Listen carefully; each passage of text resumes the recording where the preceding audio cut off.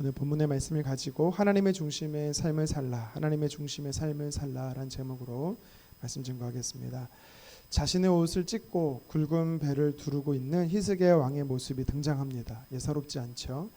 심지어 2절에는요, 히스기야 왕은 선지자 이사야에게로 보낸 이 신하들에게도 굵은 배를 둘려서 입게 하였습니다. 왕과 신하들이 굵은 배를 함께 두른다라는 것은 그만큼 나라가 위태롭고 절박한 상황에 처해 있다라는 뜻입니다.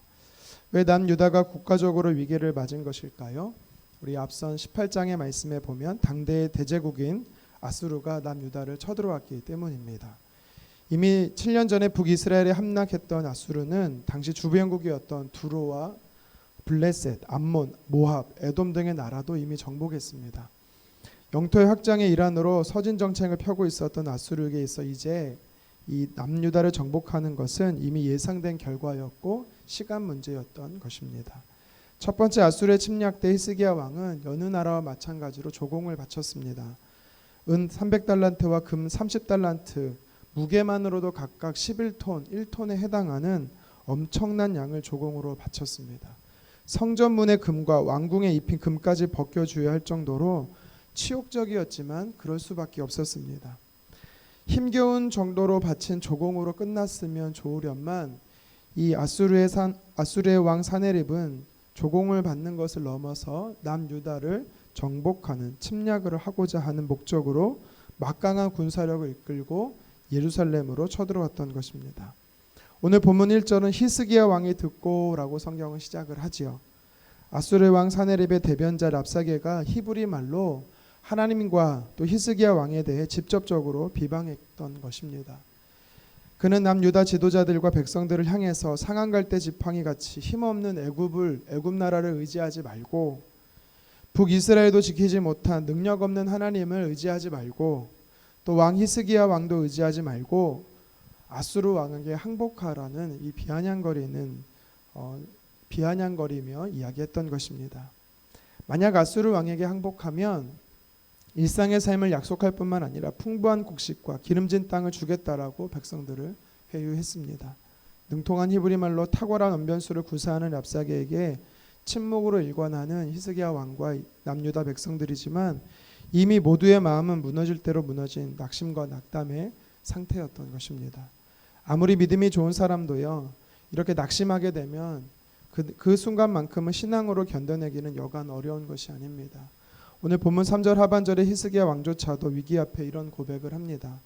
아이를 낳을 때가 되었으나 해산할 힘이 없도다. 무슨 뜻입니까? 지금 상황에 대해 어려움을 한탄하는 것이지요. 아이를 낳는 그 순간은요, 매우 다급하고 절망합니다. 산모든 태아든 생명이 위급하기 때문에 의료진도 또 산모도 모든 가족도 출산에 온통 집중하고 힘써야 되는 것입니다. 그런데 이 남유다는 이런 위급하고 긴박한 상황에 처해 있지만 아무도 의지할 수 없고 심지어 자신들의 무능력 상태에 산모도 태아도 모두 죽어가는 것을 지켜볼 수밖에 없는, 남유다가 멸망하는 것을 지켜봐야 하는 아주 안타까운 상황을 비유적으로 표현한 것이죠.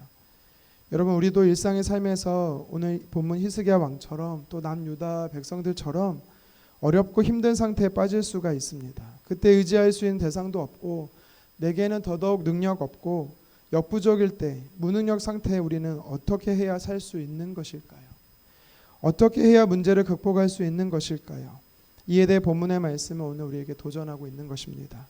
히스기야 왕의 모습을 통해 하나님의 사람들이 문제를 어떻게 극복할 수 있는 것인지 성경은 오늘 우리에게 도전을 하는데, 오늘 이 본문의 말씀의 교훈을 살펴보도록 하겠습니다. 첫 번째, 성경은 우리에게 말합니다. 문제의 키는 사람에게 있지 않고 하나님께 있다라는 것이죠. 문제의 키는 하나님께 있다라는, 사람에게 있지 않고 하나님께 있다라는 것입니다. 문제를 해결할 수 있는 열쇠가 하나님께 있는 것입니다. 1절 하반절에 보시면 히스기야 왕이 어디로 들어갔다라고 말하고 있습니까? 바로 여호와의 전 성전으로 들어갔다라고 성경은 이야기합니다. 히스기야는 하나님께 나아가 기도했습니다. 저와 여러분들이 힘들고 어려운 문제가 발생할 때 할 수 있는 방법, 반드시 해야 하는 방법이 무엇이냐면 하나님께 나아가는 것입니다. 그리고 하나님께 아뢰는 것이죠. 기도해야 하는 것입니다. 히스기야 왕은 하나님께 자신의 원통함을 아뢰었을 뿐 아니라 하나님의 도움을 구하기 위해 성전으로 들어간 것이지요. 여기서 우리는 히스기야의 경건과 신앙, 즉 믿음을 발견하게 됩니다. 시편 73편 17절은 말합니다. 하나님의 성전에 들어갈 때에야 그들의 종말을 내가 깨달았나이다. 아멘. 하나님의 성전에 들어갔더니 그때서야 비로소 정말 이 악인들의 종말이 무엇인지를, 나를 괴롭히고 어렵게 하는 사람들의 결말이 무엇인지를 시편 기자는 발견했다라는 것입니다.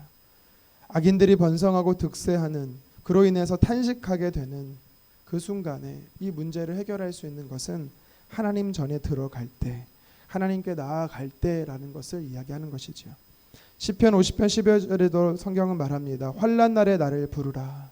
내가 너를 건지리니 내가 나를 영화롭게 하리로다. 아멘. 왜 하나님께서 하나님을 부르라, 찾으라라고 말씀하십니까?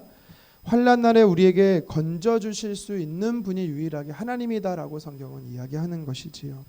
우리의 대적들이 위협에 직면할 때, 우리 대적들로 인해서 우리가 위험에 직면할 때 우리가 스스로 그들과 맞서 싸우려 하지 말고 하나님께 나아가 하나님께 도움을 구해야 할 때 우리는 문제에 대한 그 상황에서 해결책을 받을 수 있는 것을 우리는 깨달아야 하는 것입니다. 성경에 보면 모든 위대한 신앙의 사람들에게 발견되는 한 가지 공통점이 있습니다. 그것이 뭐냐면 대적들의 위협에 직면하게 될 때 히스기야 왕처럼 하나님 앞에 나아가 엎드렸다라는 거죠. 모세가 그랬고 다니엘이 그랬습니다. 다윗이 그랬고 엘리야, 엘리사 선지자들이 그랬습니다. 그들은 기도의 골방으로 들어가서 하나님의 응답을 받았습니다. 우리가 부르는 CCM 중에 괴로울 때 주님의 얼굴 보라는 찬양이 있죠. 2절에 보면 가사가 이렇습니다. 힘이 없고 내 마음 연약할 때 능력의 주님 바라보아라. 주의 이름을 부르는 모든 자는 힘주시고 늘 지켜주시리라. 눈을 들어 주를 보라. 내 모든 염려 주께 맡기라. 슬플 때에 주님의 얼굴 보라. 사랑의 주님 안식 주시리라. 아멘. 하나님은요, 하루 24시간 1년 365일 단 1시간과 하루도 빠짐없이 언제나 우리를 도울 준비가 되어 계시다라고 말씀합니다. 그래서 우리는 든든한 도움이 되시는 하나님이 늘 기도하고 계시기 때문에 아무리 크고 어려운 문제를 만나게 되더라도 낙심 가운데 머무지 말고 나의 도움이 되는 하나님 앞에 언제나 나아가기를 간절히 소망합니다. 그래서 우리는 때를 따라 긍휼하심을 받고 때를 따라 돕는 은혜를 얻기 위해서 하나님 은혜의 보좌 앞에 언제나 담대히 나아가야 될 것입니다. 계속해서 오늘 본문의 말씀 우리에게 주는 영적 교훈이 있습니다. 바로 하나님께 답이 있다라는 거죠. 하나님께 답이 있다. 하나님께 나아가려면 이미 답을 가지고 계신 하나님께서 우리가 어떻게 해야 하는지 말씀하신다라는 거지요. 직접적인 답을 제시해 주신다라는 겁니다. 우리 본문 6절 말씀을 같이 한번 읽어보도록 하겠습니다. 이사야가 그들에게 이르되 너희는 너희 주에게 이렇게 말하라. 여호와의 말씀이 너는 아수르 왕의 신복에게 들은 바 나를 모욕하는 말 때문에 두려워하지 말라. 아멘. 당시 하나님께서는요, 기도하는 히스기야 왕에게 선지자 이사야를 통해서 말씀하십니다. 지금 내가 처한 상황 때문에 두려워하지 말라라는 것입니다. 히스기야 왕에게 남유다 백성들에게 하나님께서 직접 두려워하지 말라고 하시니 얼마나 큰 위로가 되겠습니까? 보통 우리들도요, 어려움에 당하고 힘든 일이 당하면 믿고 신뢰하는 사람이 힘내라는 격려의 메시지 한마디가 정말 큰 위로를 받을 때가 있습니다. 격려가 되는 것이죠. 그런데 하나님께서 직접 두려워하지 말라, 그 문제에 대해서 말씀하실 때 걱정하지 마, 이 말씀 한마디 하시면 우리가 얼마나 큰 위로와 격려가 되겠습니까? 그런데 하나님은요, 단순한 격려에서 불과하지 않고 단순한 격려로 끝나지 않으시고 하나님께서는 문제에 대해 직접적인 해답을 말씀해 주십니다. 7절 말씀인데요, 제가 한번 읽겠습니다. 내가 한 영을 그의 속에 두어 그의 소문을 듣고 그의 본국으로 돌아가게 하고 또 그의 본국에서 그가 칼에 죽게 하리라 하셨느니라 하더라. 아멘. 여기서 말하는 그는 아수르 왕 사네립을 말하는 것이지요. 그러니까 하나님께서 역사하셔서 다른 나라, 여기서 구스라는 나라인데요, 남유다를 도와 군대를 일으켰다라는 소문이 이 아수르 왕 사네립에게 들어가게 합니다. 그래서 아수르 왕 사네립은요, 마음에 두려움이 생겼고 대군을 이끌고 남유다를 치려고 하던 계획을 바꿔서 본국으로 돌아가게 됩니다. 심지어 하나님을 모욕했던 아수르 왕 사네립이 본국에서 반역에 의해 칼에 죽게 하는 것을 하나님이 그 최후의 모습까지도 아주 구체적으로 말씀해 주십니다. 이사야 선지자 말처럼 이 일은 역사적으로 성취가 되었습니다. 어떻게 이런 일이 가능합니까?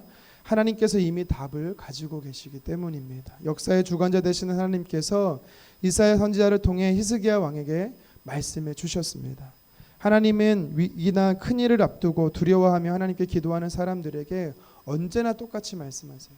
창세기 15장 1절에 낯선 땅 팔레스타인에 이주한 아브라함에게 하나님께서 제일 먼저 말씀하셨던 것, 여호수아 1장 9절에 가나안 정복을 앞둔 지도자 모세가 죽었을 때 다음 지도자 여호수아에게 하나님께서도 동일하게 말씀하셨습니다. 신약 성경에 보면 유라굴로 광풍에 만나 배가 파손되고 모든 사람이 바다에 빠져 이제 죽음 앞에 놓여 있을 때 바울 역시도 죽을 것에 대해 그가 낙심한 상태에 있을 때 하나님의 사자가 나타나 동일하게 말씀합니다. 두려워하지 말라라는 것입니다.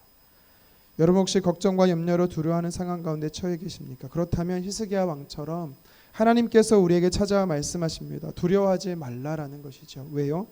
이미 하나님께서 답을 가지고 계시기 때문인 것입니다. 저와 여러분들의 삶에 구체적인 답을 가지고 상황을 역전시키실 하나님이 나와 함께 하신다라고 말씀합니다. 하나님 중심의 삶을 사는 사람은 하나님을 의지합니다. 히스기야 왕이 바로 하나님의 중심의 삶을 살았습니다.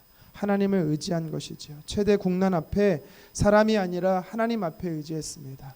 성전에 가서 엎드렸습니다. 기도하였습니다. 그리고 하나님의 뜻을 기다렸습니다. 이것이 저와 여러분들이 위기에 직면할 때 대처하고 어떻게 관리해야 하는지 교훈을 주시는 것이지요.